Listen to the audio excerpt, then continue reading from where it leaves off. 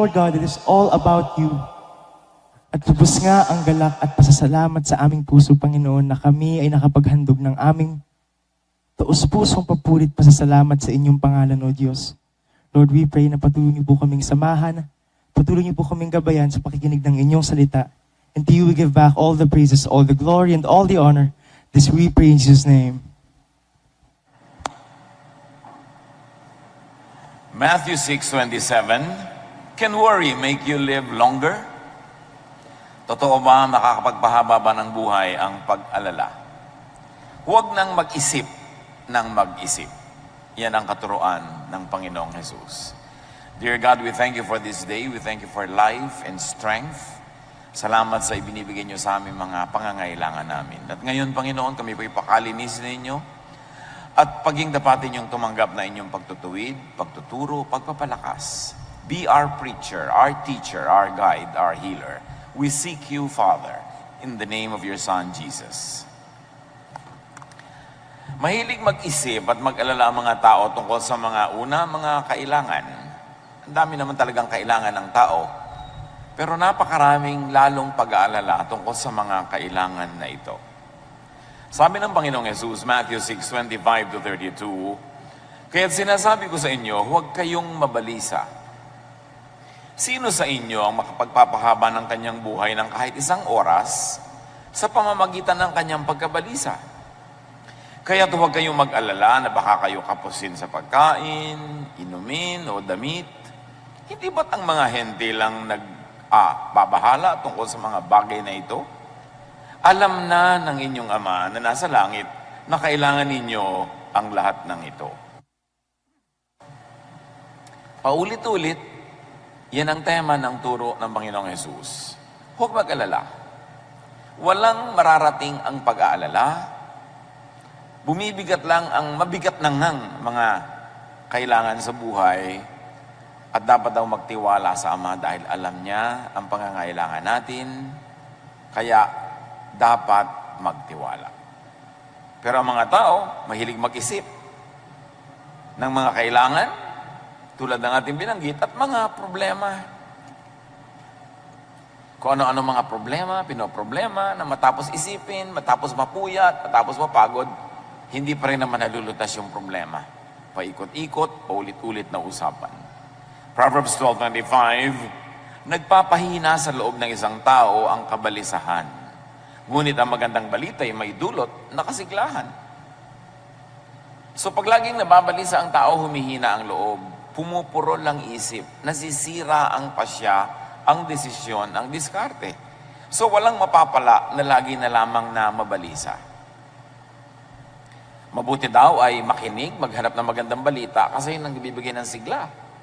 At pag sumisigla ka, gumaganda ang takbo ng iyong isip, lumalakas ang iyong loob, ang diskarte mo, maayos, gaganda ang takbo ng pagharap mo sa buhay. So huwag laging mamili na kabalisahan ng isipin, kundi ang pagtuunan ng pansin ay yung nakakapagpasigla. Ibig sabihin yung magandang balita. Focus on good news.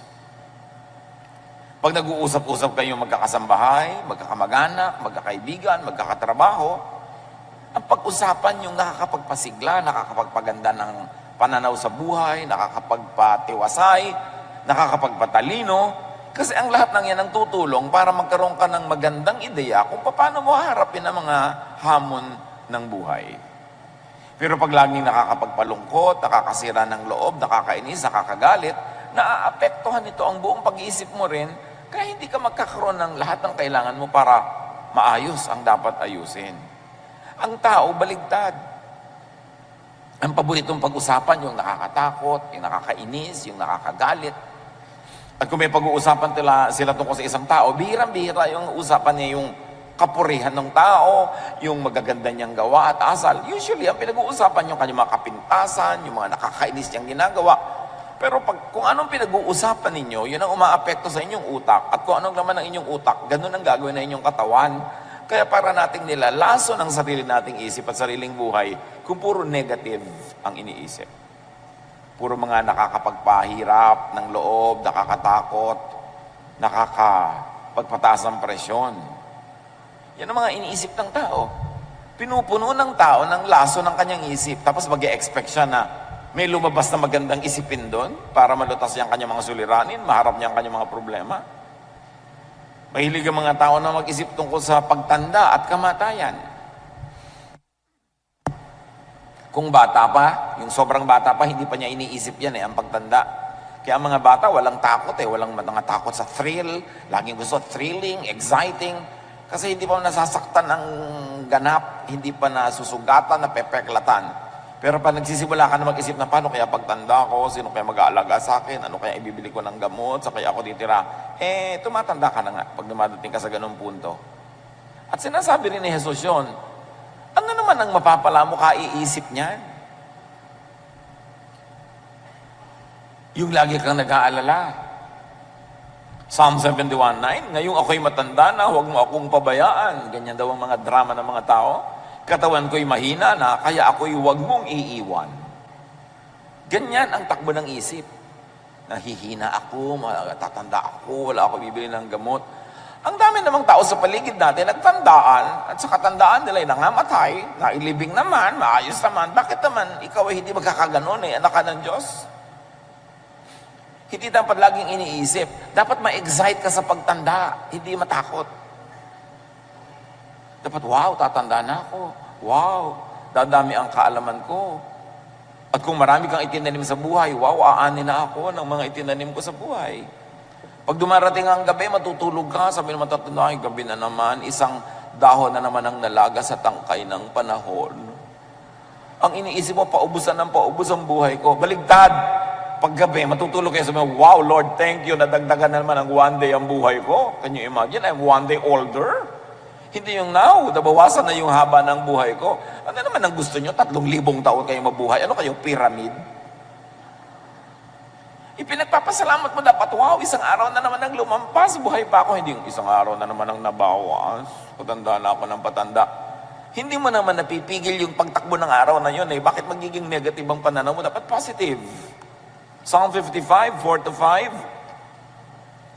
Itong aking puso itigib ng lumbay. Another drama Sa aking takot na ako ay pumanaw. Sa tindi ng takot ako'y nanginginig. Sinasaklot ako ng sindak na labis. O pagkatapos mong masindak, manginig, matakot, anong napala mo? Wala. Nakakapagod mag-isip, nakakapagod matakot. Ang kailangan sa tao, disiplinahin ang utak niya. Na pag siya ay inaakay ng utak niya patungo sa mga isiping nakakatakot, nakakalungkot, nakakasira ng loob, siya ang umakay sa utak niya, nadalhin niya sa mga nakakatuwa, nakakapagpasigla, nakakapagpasaya. It's a matter of discipline. What thoughts you allow to linger in your mind become you. So pag ang inilalagay mong isipin ay alalahanin, magiging maalalahanin ka at ang mukha mo will show it. Disiplina. Sabi nga ni Martin Luther, you cannot stop birds from flying over your head, but you can stop them from nesting in your hair. Hindi mo naman talaga mapipigil kung may ibong lumilipad sa himpapawirin, dumaan sa ibabaw ng ulo mo. Kasi malayo, hindi mo mapipigil. Pero mapipigil mo ang ibon na yun na magpugad sa buhok mo. Ganon din yung mga negative thoughts. Minsan, tumatawid talaga sa isip natin, biglang parang jet na umuusok dyan sa langit, pero pwede mo namang itaboy. Pag nagsisimula ka ng magdramang bukid, itaboy mo yung drama. Yan ang problema sa atin, ang daming drama, puro drama. Wala namang napapala, nalulungkot lang, natatakot, humihina ang loob. Yan, at iba pa, marami pa tayong mga ibang isipin na puro mga pampabigat. Pero ang totoo, wala namang mabuting idudulot ang pag-iisip. Wala. Anong buti ang idudulot ng pag-iisip? Walang mabuting idudulot ang pag-iisip. Ulit-ulitin natin yan sa ating sarili. Itaboy ang nagpapalungkot, nananakot ng mga ideya. Ecclesiastes 5:3, ang panaginip ay bunga ng maraming alalahanin. Sabi na, may nanaginip po ako, ano kayang kahulugan? Walang kahulugan yon. Isip ka kasi ng isip. Kaya nung tulog ka na, tumuloy pa yung isip mo. Kaya yung mga matutulog na lang, manonood pa ng horror, tapos nagtataka, bakit po kaya ako laging binabangungot? Nagtaka ka pa. Alam niyo ba yung isip natin, pwedeng kausapin yan. Sabihin mo sa isip mo, may problema ako, hindi ko alam ang gagawin. Alin bang pipiliin kong solusyon na naiisip ko? 1, 2, 3? O yung hindi ko pa alam, pero may solusyon number 4 pala. Matutulog ako, isip. Paggising ko, yun ang unang-una mong imulat ang mata ko, yung pinili mong matalinong solusyon. Alam nyo ba na nag-iisip yung isip kahit tulog ka? Kaya ka nga nananaginip kahit tulog hindi naman ikaw nag-iisip nun. Pero kung ano-anong mga pinag-iisip mo habang gising ka, kaya pag nanaginip ka, biglang manananggal ka, yung nanay mo aswang, yung kung ano-ano mga nakakatakot, kasi gano'n ang laman ng utak mo. Yung lang inilalagay sa loob ng utak mo, yun lang ang mapapanaginipan mo, tanda mo yun. So, mag-isip ka ng maganda, nakakapagpahinga, ganon din ang labas ng iyong mga panaginip. Bible na ang nagsabi, ang panaginip ay bunga ng maraming alalahanin. So, alala ka ng alala, isip ka ng isip, kaya ka nananaginip. Hindi ka kinakausap ng demonyo, hindi ka kinakausap ng Diyos. Ano ka? Propeta. Bihira yun na merong kumakausap sa'yo. Sarili mo lang yun, anino mo na nag-ahabol sa'yo. That's why we must discipline our thoughts. Ang utak natin parang lalagyan. Pwede mong gawing basurahan. Basura, ilagay mo, magiging basurahan yan. Bulaklak ang ilagay mo, magiging florera yung utak mo. What do you put in your mind? You've got to be very aware of that. Ecclesiastes 11:10, iwaksi mo ang alalahanin at mga kabalisahan. Kung iisa-isahin ko lahat na sinasabi ng verses na huwag ka mag-isip, huwag ka mag-alala, ang dami. So focus on something else.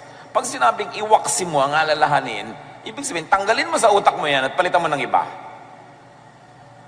It's your choice. Napipili natin ang inilalagay sa ating isip. Importante na maging mapili. At turo ni Jesus, huwag mag-isip ng mag-isip. Nang ibig sabihin lang naman ay, huwag mag-alala. Isaiah 26:3, binigyan mo ng lubos na kapayapaan ang mga may matatag na paninindigan at sa'yo'y nagtitiwala. So may paninindigan ka. Maninindigan ka, hindi ako magwo-worry. Hindi ako mag-aalala. Hindi yan ang bibigyan ko ng pansin.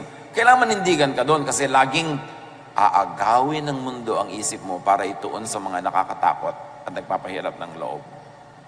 At kailangan sa Diyos magtiwala. Magtiwala.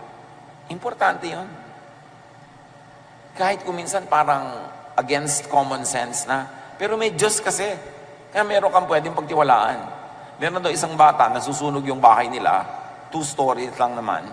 Kailangan niyang tumalon mula doon sa bintana dahil nasusunog nga yung bahay, hindi na siya pwedeng dumaan doon sa hagdan. May 2 lalaking sinabi sa kanya, halika, sasaluhin kita, tumalon ka. Yung isa matipuno, ang laki ng muscle, ang laki-laking tao. Yung isa naman payatin. Pero yung bata, doon tumalon sa payat. Kasi tatay niya. Mas nagtitiwala siya, tatay niya eh. Alam na alam niya na talagang aalagaan siya kasi yung matipuno, hindi naman niya alam, hindi niya tiyak. Ganun ang tatay natin sa langit at hindi siya payatot. Dapat pagtiwalaan. Kasi sabi niya, I will never leave you. I will never forsake you. Pangako niya sa isang Bible character na universally can be applied to all people of God. God will never leave us or forsake us.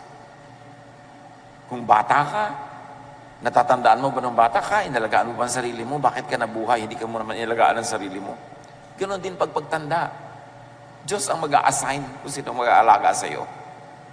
Napaka-importante na isipin natin yung ganong mga bagay. Luke 12:25-26. Sabi ng Panginoong Jesus, sino sa inyo ang makapagdadagdag sa kanyang buhay ng kahit isang oras dahil sa pagkabalisa?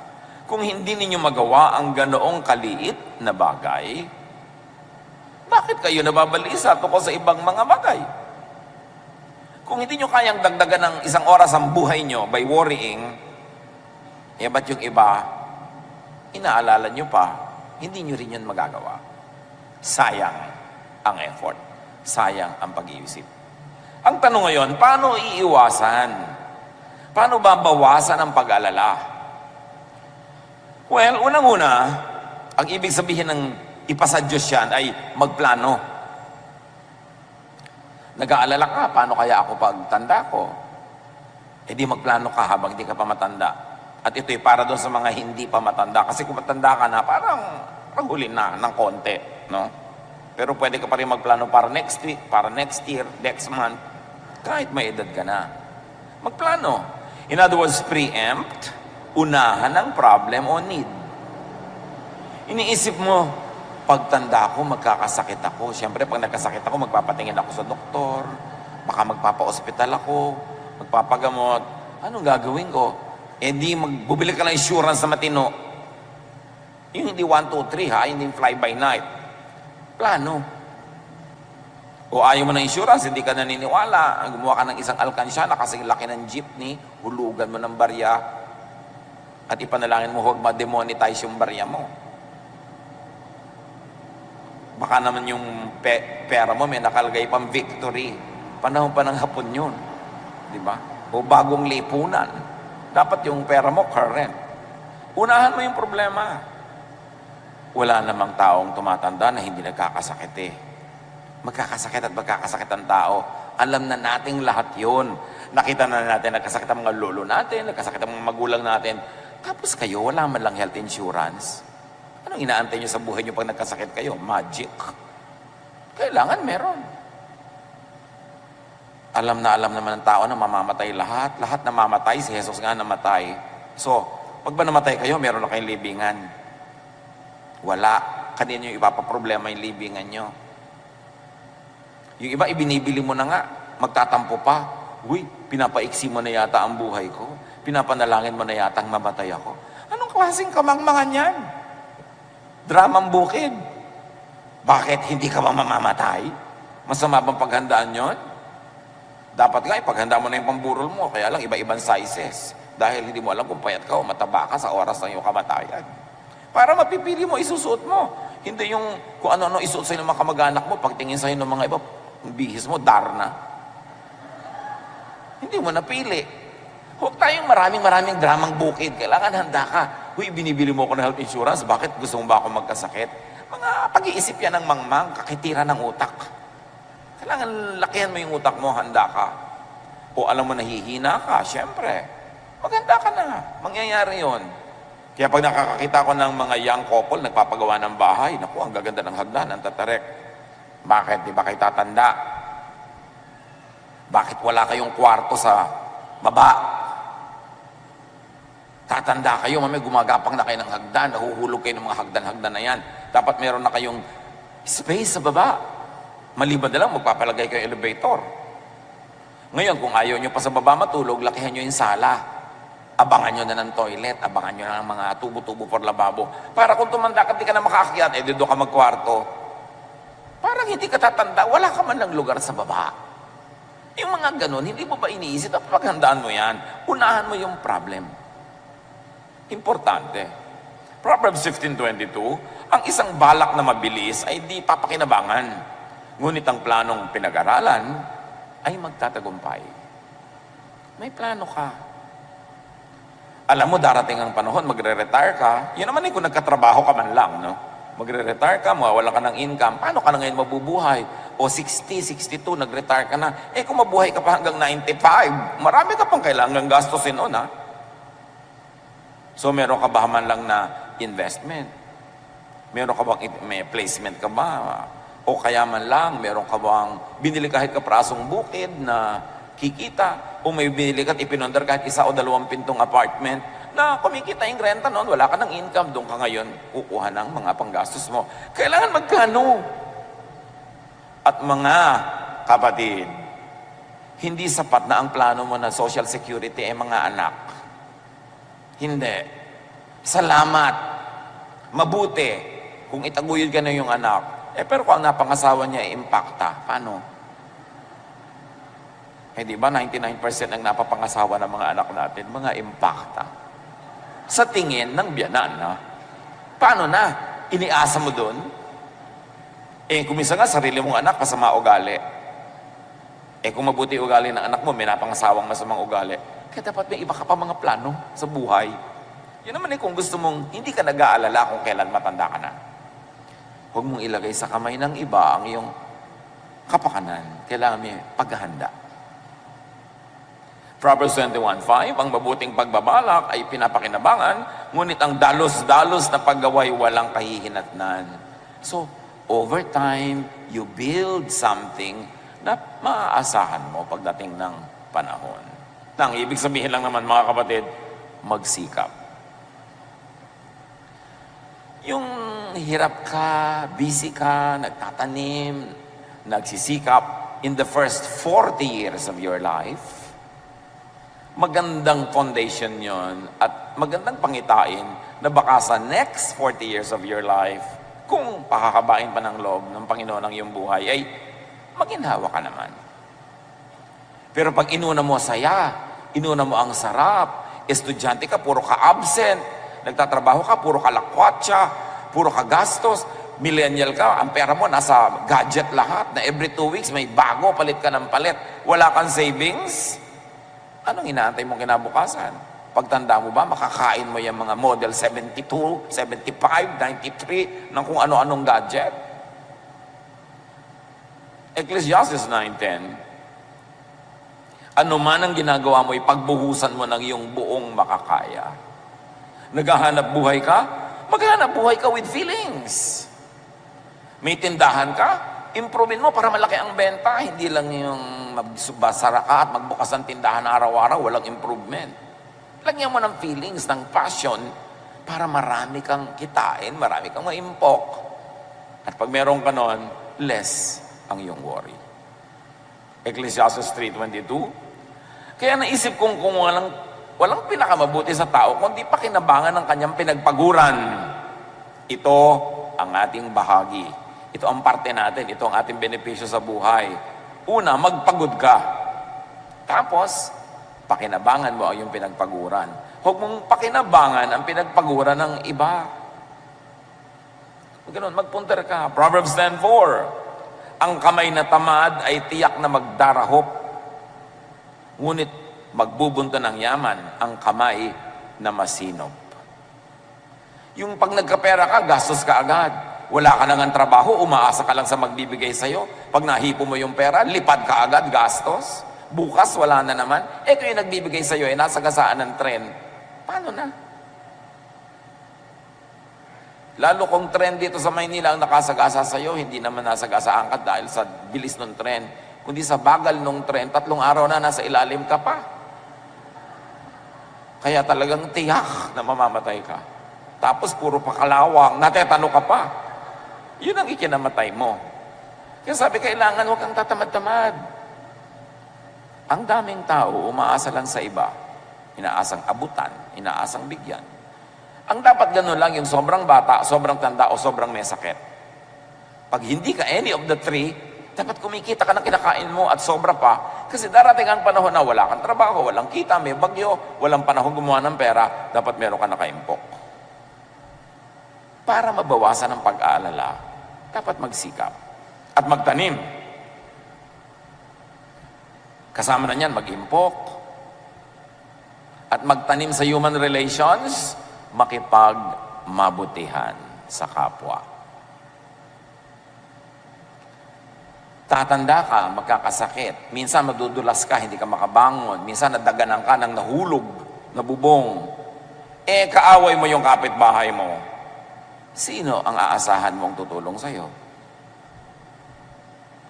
Ang tao na nag-iisip. Alam mong pwedeng dumating ang panahon na kahit malakas ka, maaksidente ka. O may pera ka pero biglang malasin ang mga negosyo mo at mawala ang pera mo. O magkaroon ka ng mga sakit. Kung matalino kang tao, makikipagkasundo ka, hindi ka makikipagkagalit sa mga kapitbahay. Sa mga kamag-anak.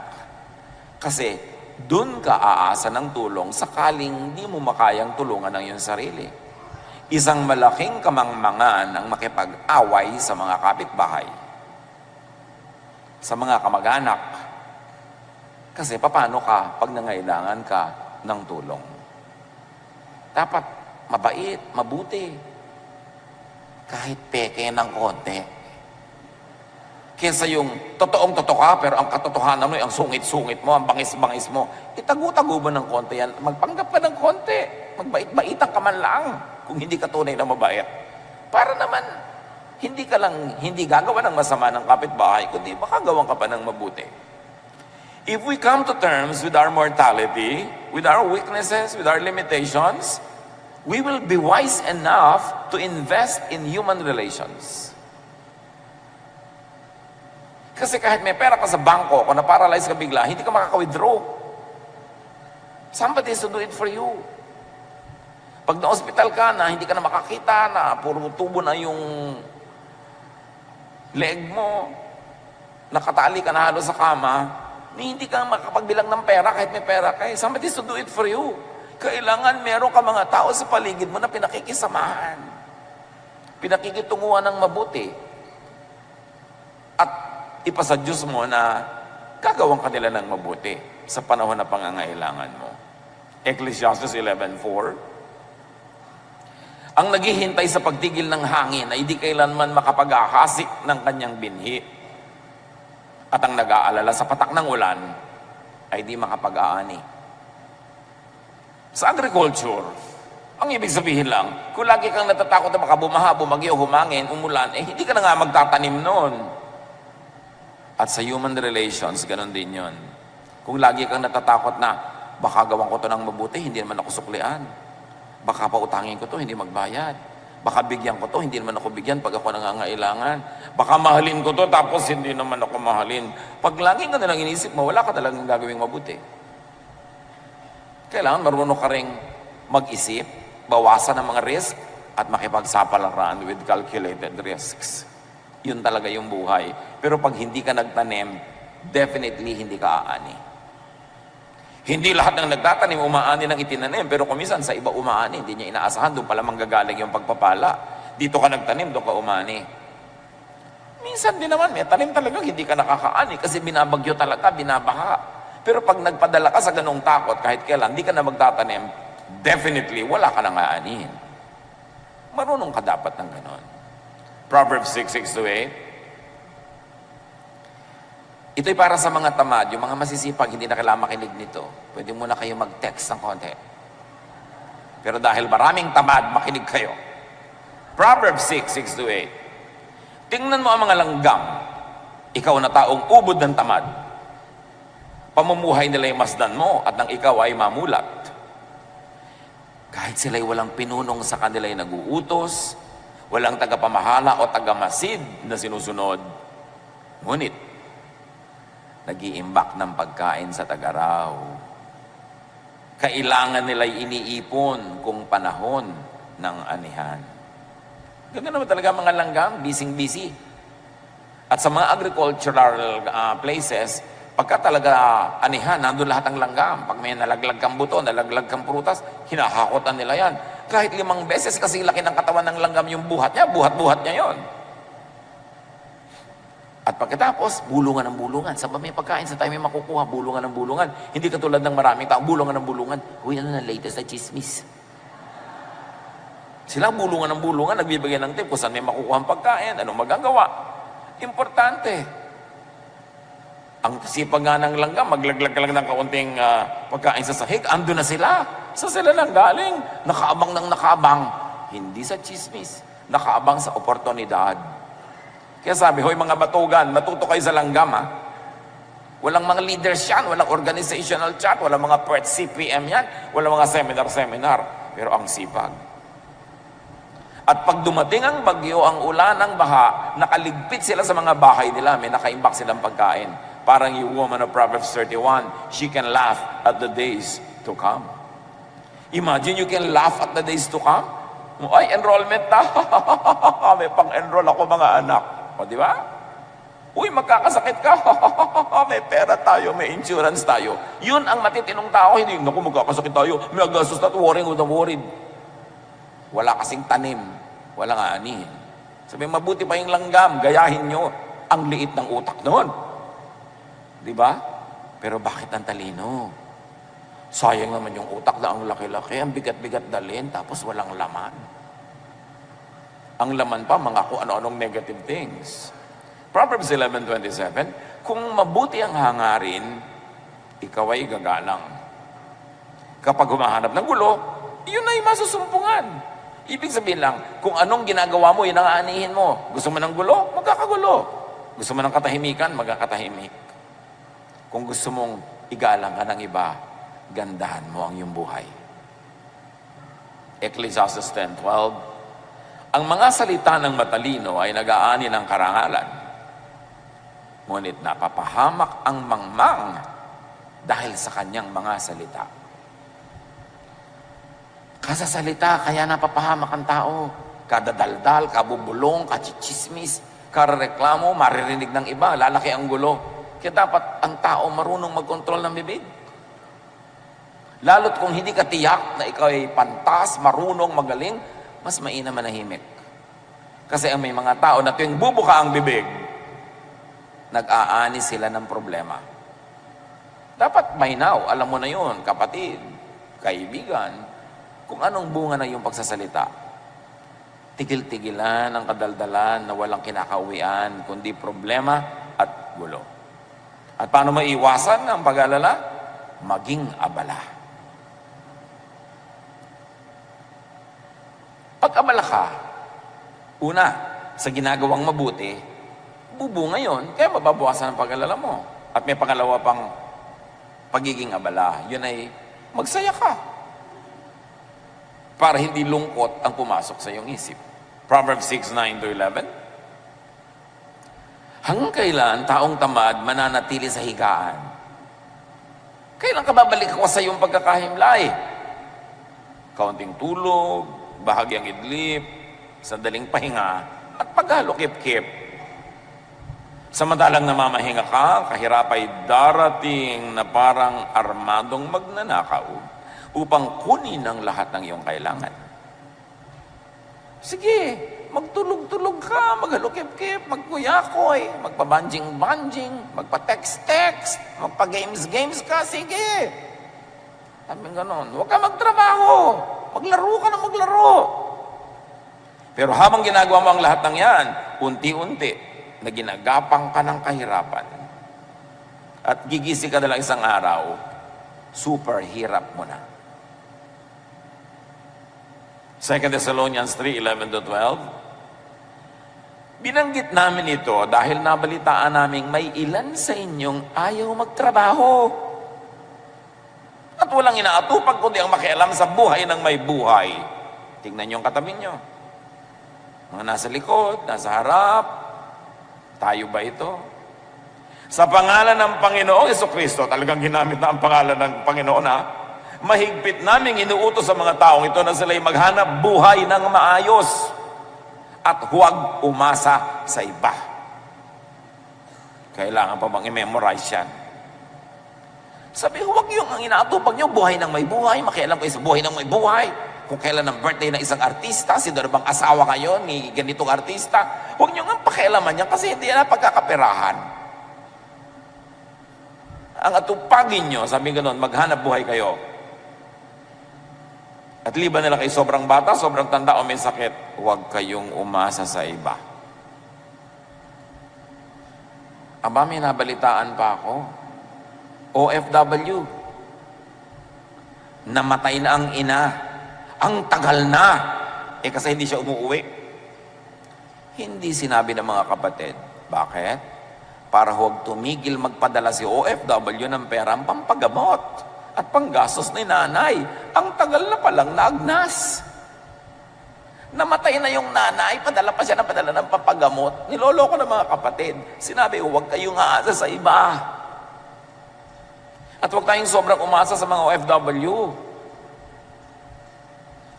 Kailangan pa bang ulit-ulitin? Hindi naman madaling kitain yung pera nila. Na ang pera naman nila, sweldo lang, constant, yun lang.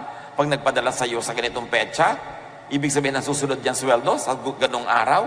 Tapos kalagitnaan, susulat ka na naman, tatawag ka, text ka, may hihingin ka. Bakit? Hindi pa siya sumusweldo. Saan mo siya pakukuhanin ng pera? Tapos, Uutang para mag-debut, uutang para mag-birthday, mag-party, mag-baile, mag-inuman. Ang inuutang mo lang dapat yung pampuhunan na pinag-aralan mo, natutubo. Kikitain mo yung pambayad sa utang. Pero yung uutang ka para lamang pang-arte, pang-gastos, isang malaking kabaliwan. Tapos iba yung nagbabayad. Laging gusto mo gadget na ganito, gusto mo ganung original pa, gusto mo pa branded. Bakit kinita mo na ba yan kung hindi pa? Nakarating ka na ba sa Divisoria? Doon ka mamili, ha? Kung wala ka pang masyadong kinikita. Huwag na gusto mo pa doon sa mga mamahalin. Deserve before you desire. Yung ang forma-forma mo, branded ang mga damit, branded ganyan. Tapos wala ka namang income, saan mo kinuha yun? May ibang nagbayad. It is ungodly. It is not good. Kaya yung matinong babae sa Proverbs 31, sabi sa verse 18, she knows when to buy or sell, and she stays busy until late at night. Yun yung babaeng who can laugh at the days to come. So marami na tayong sinabi tungkol sa pagtatrabaho, pagtatanim, paggawa ng mabuti, para huwag mag-alala, di ba? Yun ang topic natin, para huwag mag-alala. Meron pa namang isang para huwag mag-alala, maglibang. Tagalog ito ha, hindi yung Bisayang maglibang. Maglibang, magsaya. Kailangan din yun, mahalaga yun. Lalo't kung hindi mo nun uutangin, o hihingin yung panglibang na Tagalog, ha? Yung mga Bisaya lang nakakaintindi ng joke. Ecclesiastes 5:18, ito ang isang mabuting bagay na aking nakita. Nararapat lamang na kumain, uminom, at pakinabangan ng isang tao ang bunga ng kanyang pinagpaguran sa mundong ito sa maikling panahong ibinigay sa kanya ng Diyos. Ito ang ating bahagi. Sabi, alam mo, huwag mo kakalimutan magsaya, maglibang, uminom, kumain. Lalot, pinagpaguran mo naman yon, bunga ng pagod mo. Huwag kang puro dusa, puro hirap. Puro rin dapat mag-enjoy sa buhay para balanced. Ang buhay parang bangko. Pag nag-deposit ka ng maraming saya, sa oras na hindi ka masaya at malungkot ka nga, pwede kang mag-withdraw doon sa mga na-deposit mo noon. The many happiness and joys and pleasures you've had in life can strengthen you in times of sorrow. Naka-deposit kasi yon. Mag-deposit kayo ng kaligayahan sa puso nyo. Enjoyment, basta hindi ninanakaw. Ecclesiastes 6:9, mabuti pa ay masyahan sa anumang kalagayan, kaysa mangarap ng di naman makakamtan. Ito man ay walang kabuluhan, tulad ng paghahabol sa hangin. So isa pang idinuturo, learn to be contented with what you can afford. Kesa isip ka ng isip nung di mo naman kaya, hindi mo abot, enjoyin mo yung kaya at abot mo ngayon. Ecclesiastes 8:15, kaya para sa akin, ang tao ay dapat magpakasaya sa buhay. Walang pinakamabuti kundi kumain, uminom at magsaya. Ito ay magagawa niya habang siya'y nabubuhay at nakapagpapagod sa mundong ito. Punctuate your days of work with pleasure, with happiness, with mini vacations. Reward yourself and people who help you with pleasure, with happiness, with joy.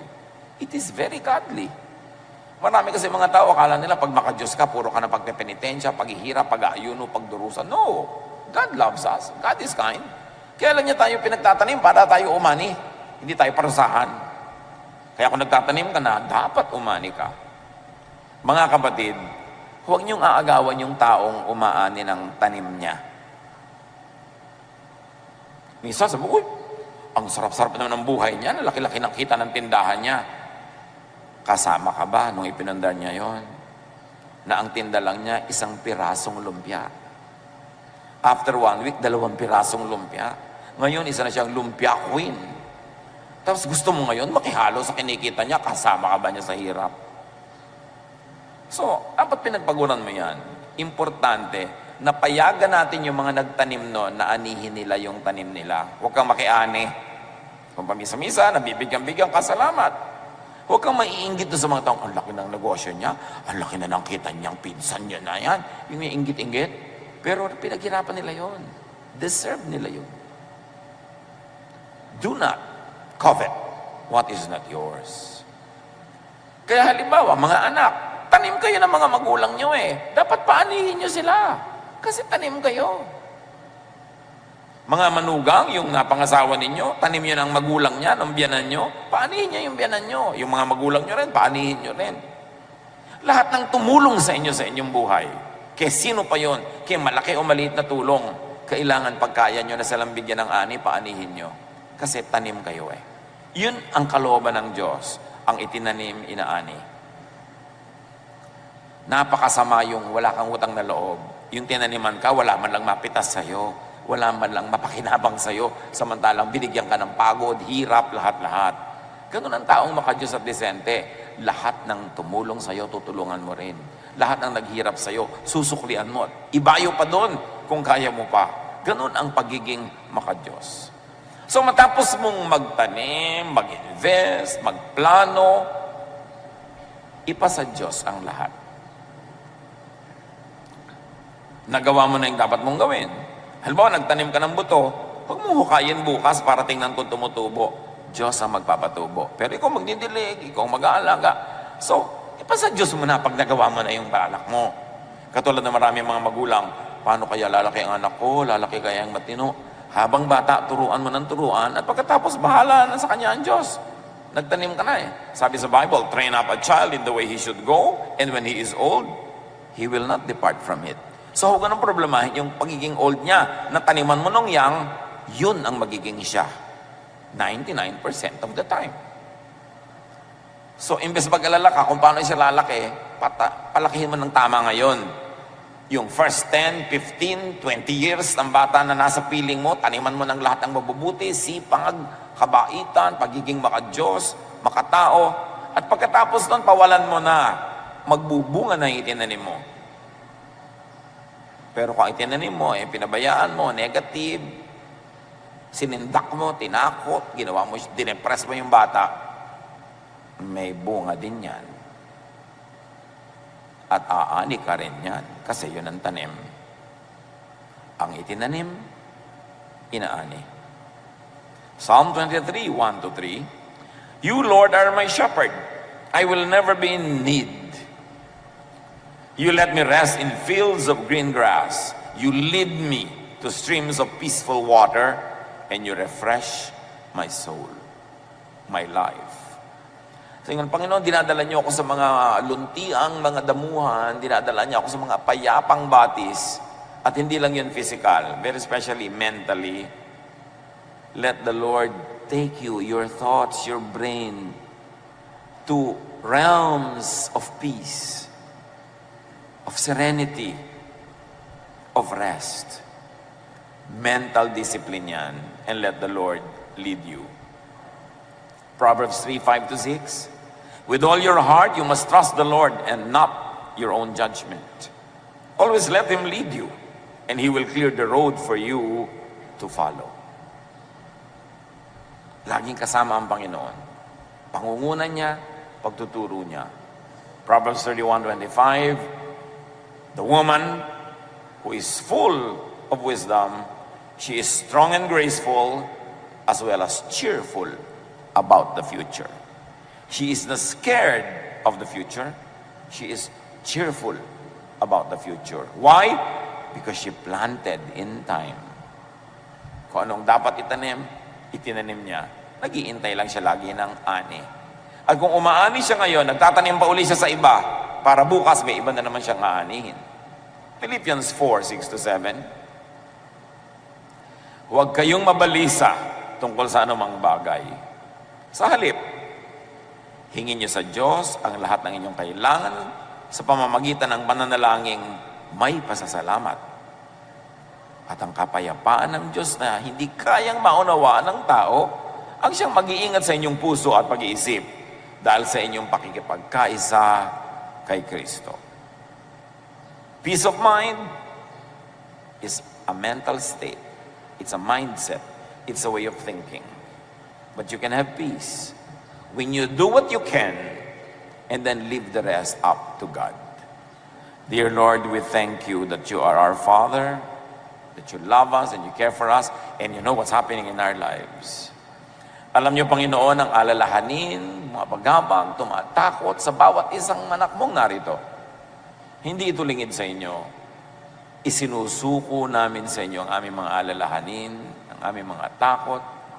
At kasabay nun, isinuko-suko namin sa inyo ang aming lakas, ang aming time, talent, and treasure para kami mapangunahan mo to invest, to plant, to do the right thing, and then to leave the rest up to you. May party kami, may party kayo. We are partners. So God, thank you that you are our partner in making our life beautiful, complete, peaceful, and fruitful. Pagbulay-bulayan natin mga kapatid ang makahulugan ng lahat ng ito sa ating pang-araw-araw na buhay. Bow before the Lord, spend some time in prayer and reflection as the Lord leads you to operationalize all of these ideals in your daily life. Father, continue to teach and touch your people.